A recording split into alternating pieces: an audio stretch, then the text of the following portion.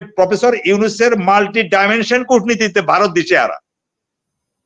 হ্যাঁ, তো সুতরাং আসলে দিশেহারা। যেমন এই যে যখন মোদী সাহেব ওই জাতিসংঘে গিয়ে মোদী আমাদের ইউনূস সাহেবের সাথে বৈঠক করবেন কি করবেন না এটা নিয়ে দোদুল্যমান করছেন, তখন উনি কিন্তু পাকিস্তানের শেহবাজ শরীফের সাথে উনি মিটিং ফিক্স করে ফেলেছেন। মন্ত্রী পরিষদ ক্যাবিনেট উপদেষ্টা ক্যাবিনেট সিদ্ধান্ত নিয়েছে যতক্ষণ পর্যন্ত তাদের বিচার নিশ্চিত না হবে ততক্ষণ পর্যন্ত তাদেরকে কর্মকাণ্ড রাজনৈতিক কর্মকাণ্ড পরিচালনা করতে দেয়া হবে না। এটা এক ধরনের নিষেধাজ্ঞা। যে ভারতের যে কথাটা, ভারত যেটা বলছে যে আমরা যে মানে বাংলাদেশের সাথে ইউটার্ন নিল সুসম্পর্ক, তার মুখে মুখে এটা বললে হবে না, তাকে এটা প্রমাণ দিতে হবে। আর প্রমাণ তাদেরকে কিভাবে দিতে হবে? হাসিনাকে ফেরত দিয়ে অথবা তার ওখান থেকে তাকে বের করে দিয়ে, তাহলে তাকে বিচারের মুখোমুখি দাঁড় করাতে সহায়তা করার পরে আমরা বুঝবো ভারতের ইন্টেনশন গুড। যতক্ষণ পর্যন্ত ভারত এটা দিয়ে প্রমাণ না করবে ততক্ষণ পর্যন্ত ভারত যদি আমাদের উপরে আর চোখ রাঙায় সেটা হবে না। তাহলে আমরা চীনের সাথে, আমরা এখন মানে আমেরিকার সাথে, আমরা আলাদা আলাদা ভাবে পাকিস্তানের সাথে আমাদের যোগসূত্র কূটনীতিক বিধা নানাবিধ ভাবে রূপ নেবে। আজকে কথা বলার পেছনে কারণ একটা আছে, কারণ হলো যে কি ইন্ডিয়ান মিডিয়ায় বলেছে যে প্রফেসর ইউনূসের মাল্টি ডাইমেনশন কূটনীতিতে ভারত দিশেহারা।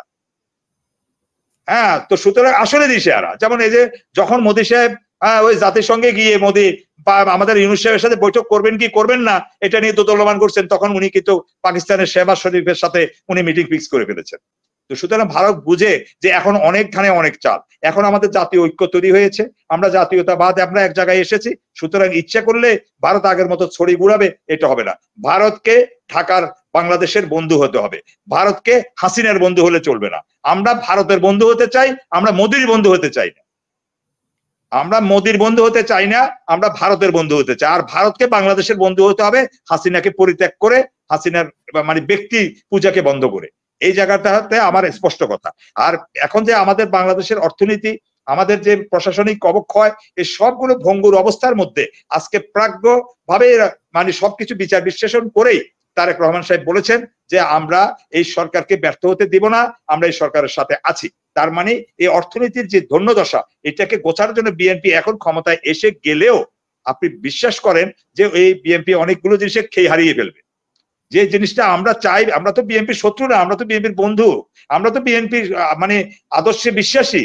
সুতরাং আমরা তো বিএনপির প্রতিপক্ষ না, আমরা বলছি ওইটা জাস্ট আমরা কিছু কিছু জিনিস এই সরকারকে দিয়ে করতে চাই। এখন একটা রাজনৈতিক সরকার যখন প্রতিষ্ঠিত হয়, আপনি হাসিনার একটা বিচার করবেন, তারা 10টা হরতাল দিয়ে বসে থাকবে।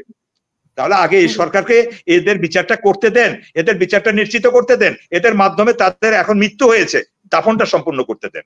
আমরা কথা বলছি এটা। আর আওয়ামী লীগের যেটা এই সরকারের কাছে আমরা আশা করতেই পারি এই কারণে, যেটা আপনি মালিক ভাইকে প্রশ্ন করছিলেন যে তারা যদি টুক করে দল করিয়ে ফেলে, না না না, এখানে ইউনূস সাহেবের মন্ত্রী পরিষদ ক্যাবিনেট উপদেষ্টা ক্যাবিনেট সিদ্ধান্ত নিয়েছে যতক্ষণ পর্যন্ত তাদের বিচার নিশ্চিত না হবে ততক্ষণ পর্যন্ত তাদেরকে কর্মকাণ্ড রাজনৈতিক কর্মকাণ্ড পরিচালনা করতে দেয়া হবে না। এটা এক ধরনের নিষেধাজ্ঞা।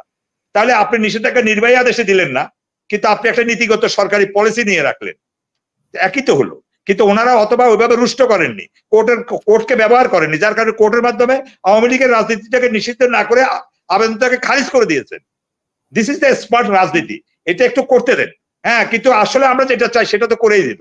তার মানে তারপরে বলছে আবার, ওইখানে শেষ করেনি, তারপরে আবার বলেছে যে এরপরে বিচারের পরে জনগণ ঠিক করবে আওয়ামী লীগ নির্বাচন করতে পারবে বা দল করতে পারবে কি পারবে না, রাজনীতি করার অধিকার রাখবে কি রাখবে না। তা আগে বিচার পর্যন্ত তারা গেলে তো তাদের এমনিই খবর নাই, এখনই খুঁজে পাওয়া যায় না তাদেরকে। আর হাসিনাকে তো কেউ কবর দেয় নাই, আওয়ামী লীগকে কে কবর দেয় নাই, কবর দিয়েছে শেখ হাসিনা নিজে, সে নিজে পালাই গিয়ে। আর বিপ্লবের সরকার, আপনি যেটা মালিক ভাইয়ের কাছ থেকে বারবারই শুনতে চেয়েছেন যে মানে ও যদি টুপ করে ঢুকে, পৃথিবীর ইতিহাসে এরকম ঘটনা নাই। বিপ্লবের মাধ্যমে যাওয়ার পরে এটা কোনোদিনও এরকম গভর্নমেন্ট আবার রিভার্স করতে পারে না।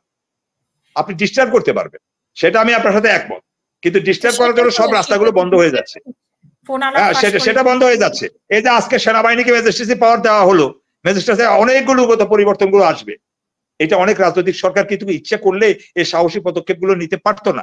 আর বিএনপি একটা সেফ জায়গায় থেকে, সেফ জোনে থেকে, হ্যাঁ, তারা দলটা গুছিয়ে তারেক রহমান সাহেব দেশে ফিরে এসে, হ্যাঁ, দলটা মানে ভালো করে আরেকটু সময় দিতে দিতে, হ্যাঁ, নির্বাচনের একটা সময় একটা রূপরেখা চলে আসবে। এটা নিয়ে আমাদের হওয়ার কিছু নেই। আর আমরা ছাত্রদেরকে উৎসাহিত করতে আছি, শুধু ছাত্র নয়, এই শুধু আমি নাহিদ আব্দুল্লাহ বা হাসনাতের কথাটাই দিয়ে আমি বুঝাচ্ছি না, আমি বুঝাচ্ছি যে একটা তরুণ সমাজ, যে তাদের বয়স আপনার 24 বছরের ভিতরে বা 25 বছরের কাছাকাছি, যারা বিএনপি কে দেখেনি, ইরান ভাইদেরকে ভালোভাবে রিচ করেনি, তাদেরকে দেখার সুযোগটা দেয়া, হ্যাঁ, তাদের সাথে একটা কন্ডাক্ট করা, তাদেরকে এখনই যেমন রাজনীতিবিদদের উচিত হবে না তাদেরকে রাজনীতিবিদদের প্রতিপক্ষ করা, আবার রাজনীতিবিদেরও উচিত হবে না তাদেরকে প্রতিপক্ষ বানানো। আমি এই জায়গায় একটা ব্যালেন্স রাখার কথা বলেছি মাত্র, জাস্ট এটা আমার ব্যক্তিগত ওপিনিয়ন, আমি জাস্ট এটা প্রকাশ করলাম।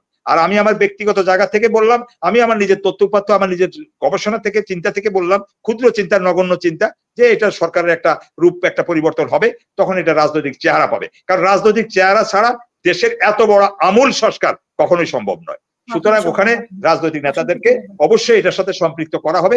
আমরা শুধু ধৈর্য ধরে একটু অপেক্ষা করলে আমার মনে হয় যে খুব খারাপ রেজাল্ট আমাদের জন্য আসবে না। ধন্যবাদ আপনাকে।